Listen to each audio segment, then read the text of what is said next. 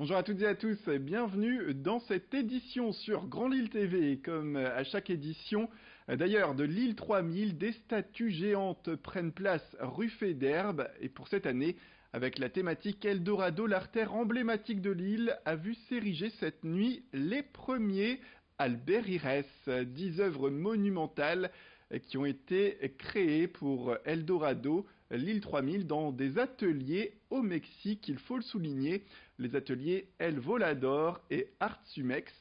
Ces statues, comme les autres que l'on a pu voir défiler durant les autres thématiques de Lille 3000, vont rester désormais pendant 10 mois sur la rue Faidherbe, des œuvres que chacun pourra contempler. Eldorado, le festival qui durera, on le rappelle, jusqu'au 1er décembre 2019. Autre titre, lors du dernier conseil communautaire, la métropole européenne de Lille a voté un projet de règlement local de publicité. Il devrait être effectif en 2020 après une enquête publique. Le projet initié en 2013 vise à lutter contre la pollution visuelle et à valoriser la qualité urbaine et architecturale du territoire. Et concrètement, chaque commune aura le moyen de réglementer l'affichage extérieur sur son territoire. Chaque maire disposera du pouvoir de police en matière d'affichage. Pour la MEL, je cite, la taille, la surface et le nombre de dispositifs publicitaires seront limités tout en conciliant, elle le rappelle, le respect de la liberté d'expression. Autre point, le projet de règlement limite la surface des panneaux numériques et imposera d'ailleurs l'extinction nocturne des publicités lumineuses, le tout entre 23h et 7h le matin sur tout le territoire métropolitain. Pour en parler, nous avons rencontré Marion du collectif des déboulonneurs à Lille, un groupe qui lutte contre l'invasion publicitaire. Si les déboulonneurs ont participé activement depuis 2013 à la création du projet, ils émettent encore des réserves sur la qualité de celui-ci. Je pense surtout aux communes qui ont fait vraiment un choix qui va à contre-courant de ce que la majorité des gens pensent. Les écrans numériques, les gens trouvent ça envahissant, les gens pensent qu'il y a trop de publicité dans leur ville. On voudrait faire prendre conscience à ces quelques villes qui ont vraiment choisi le mauvais chemin, de leur expliquer que peut-être que leurs concitoyens n'ont pas envie d'avoir autant de publicité dans leur commune. On a participé à des réunions aussi à la MEL pour écrire ce règlement, donc on va continuer à être actifs et on va inciter les gens à participer, à donner leur avis sur ce règlement. La société Mobitex, spécialisée dans la vente à distance à destination des seniors, lance le concept Côté Feel Good. Le programme fait en sorte de créer des lieux de vie dans les établissements qui accueillent des personnes âgées. On retrouve ainsi un salon thé, une boutique et des ateliers bien-être et mode, des espaces pensés en fonction de l'évolution des besoins et des attentes des seniors d'aujourd'hui. D'ailleurs, et jusqu'à demain, ce concept s'invite au foyer logement Les Sapins Bleus à Péranchy avec aux amateurs. L'entrée est gratuite et c'est ouvert à tous les habitants de la commune. Idil Gunay est allé rencontrer les organisateurs de ce programme. La mentalité évolue et il y a surtout une volonté, ou en tout cas un besoin de considération. On ressent vraiment chez les seniors une envie d'être considérés, d'être reçus, d'être accueillis, qu'on s'occupe d'eux, qu'on s'intéresse à eux. Et ça, c'est vraiment le premier point qui ressort. Beaucoup d'entre eux nous disent on se sent un peu oublié. Et je pense que c'est vraiment la première chose, c'est d'aller vers eux et de leur proposer quelque chose qui correspond à leurs besoins. Et ça, c'est vraiment pour nous et pour eux surtout la première chose qui est attendue. Et ensuite, effectivement, c'est cette notion de création de lien qui est fortement importante. Et du lien avec d'autres seniors, mais aussi avec des gens plus jeunes. Le côté multigénérationnel est aussi attendu par nos seniors. Jusqu'au 19 mai, les promeneurs peuvent profiter d'un nouvel espace vert sur la Grand Place de Roubaix. Un espace inauguré vendredi par les élus de la ville. Du mobilier urbain, des plantes, des arbustes et un parterre de gazon permettent de profiter tout simplement de l'arrivée de ces beaux jours.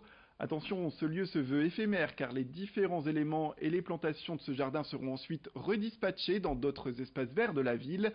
Ce jardin temporaire est en tout cas une première à Roubaix. La ville entend d'ailleurs poursuivre une démarche tournée vers des projets durables et le réemploi.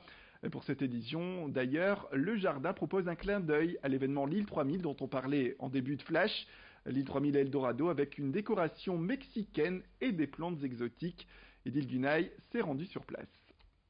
Ce jardin, on est très fiers qu'il a été créé entièrement par les services de la ville, donc sans aide extérieure. Donc le service des espaces verts, le service espaces publics, les ateliers municipaux, je vais forcément en oublier, mais tous les services techniques de la ville ont travaillé de concert pour nous offrir ce jardin aujourd'hui.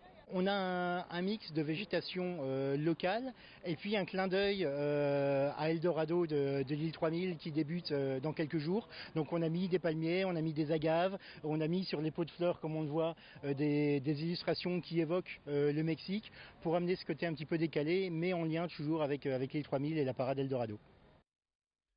Place au portrait d'un nordiste pour terminer. On parle de Geoffrey qui est collectionneur de Lego.